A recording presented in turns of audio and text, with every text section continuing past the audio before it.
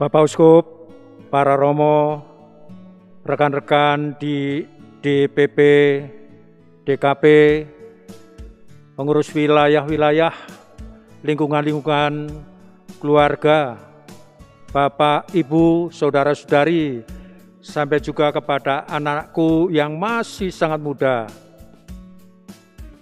Saya sebagai Romo Paroki sangat-sangat bersyukur boleh hadir ketika katedral ini, gereja ini, gedung ini merayakan ulang tahunnya ke-125. Untuk menyampaikan sambutan ini, saya memberikan judul dari lambung katedral BMV itu, mengalirlah rahmat Tuhan yang menghidupkan. Saya ulangi, dari lambung katedral BMV itu, mengalirlah rahmat Tuhan yang menghidupkan. Kata-kata ini menginspirasi saya, dan saya melandaskannya pada kitab Yeskiel, bab 47, ayat 1-12. Di sana dikisahkan tentang Bait Suci Yerusalem yang dari dalamnya keluar aliran air sungai yang bening, yang jernih, yang segar dan menghidupkan.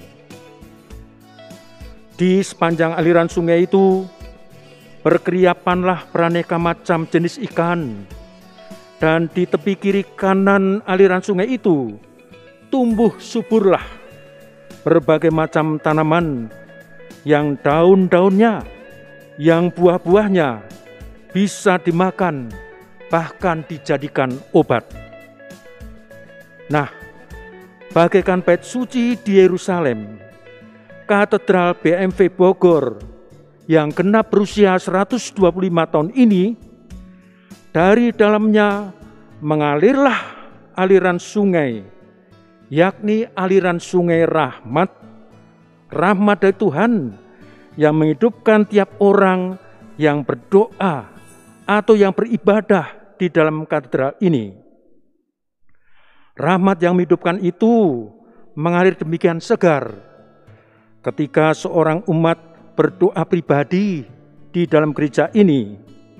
Ketika para umat berdoa bersama-sama di gereja ini, ketika para umat merayakan Ekaristi bersama di gereja ini, ketika sejumlah bayi dibaptis di tiap awal bulan, ketika sejumlah orang dewasa dibaptis di malam Paskah, dan ketika sejumlah umat menerima sakramen Krisma, dan juga di gereja ini terjadi peristiwa demikian penting, ditapiskannya para diakon, ditapiskannya para imam. Bahkan secara langsung saya melihat gambar yang begitu indah.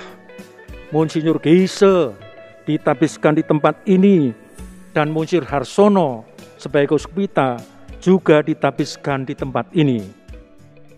Jadi sesungguhnya bangunan katedral ini bukan semata-mata tumpukan batu-batu yang direkatkan dengan adonan pasir dan semen.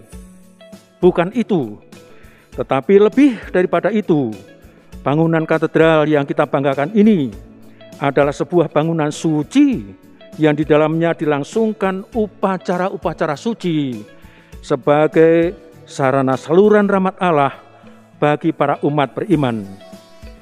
Tidak hanya bersifat sakramental saja, aliran air rahmat dari dalam lambung rumah suci katedral BMV Bogor ini pun telah mewujud nyata dalam pertumbuhan jumlah umat yang sangat dahsyat, yang luar biasa, yang semakin banyak dan tersebar di wilayah-wilayah, di lingkungan-lingkungan. Dan dari katedral ini lahirlah dua paroki yang baru, yaitu paroki Santo Ignatius Semplak dan paroki Santa Faustina Bojonggede. Kehadiran katedral Bogor ini juga menyadarkan kita punya peranan umum dan luas. Bahwa peringatan perayaan 125 tahun Gereja BMV Katedral Bogor ini mempunyai makna umum dan luas, di mana masyarakat luas dan umat paroki Katedral Bogor khususnya diajak untuk semakin mengenali, semakin akrab, dan semakin menjadi bagian dari perjalanan sejarah. Dan dengan peringatan ini, banyak pihak diajak untuk semakin mengenali bahwa betapa sudah demikian berusia bangunan gagah, bangunan luar biasa yang sudah menjadi ikon pusat kota hujan ini, kota Bogor ini. Saya berani mengatakan bahwa secara pasti setiap orang yang melintas jalan Kapten Muslihat Bogor, pasti mereka akan melirik, melihat betapa gagah dan indahnya bangunan Katedral Bogor ini yang ternyata sudah berusia 125 tahun. Bapak Uskup, para bapak, ibu, saudara-saudariku yang terkasih, sebagai pengalaman pribadi, pertama kali saya menghadiri perayaan Ekaristi di gedung ini tanggal 25 Januari 1975. Waktu itu bertepatan dengan ditabiskannya Romo Felix Teguh Suwarno oleh Monsinyur Geise. Selanjutnya dari tahun 1975 itu sampai sekarang tahun ini, saya sudah terlibat aktif dalam berbagai bentuk pelayanan selama 22 tahun di kompleks gereja ini, di mana dari Januari 2021 ini sampai saya diundang untuk boleh perayaan ini, akhirnya dipercaya oleh Bapak Uskup, saya menggembala untuk menjadi Romo Paroki di sini. Mengakhiri kata sambutan di awal semarak ulang tahun paroki, khususnya gereja katedral ini, saya mengajak dan kita diingatkan, semoga kita memaknainya dengan baik-baik, dan semoga ulang tahun ini membuat kita semakin mampu menjadi lebih bersemangat. Ulang tahun ini menjadi api penyemangat, baik secara berjemaat maupun secara pribadi. Mari kita terlibat untuk semarak ulang tahun 125 tahun katedral ini. Tuhan memberkati.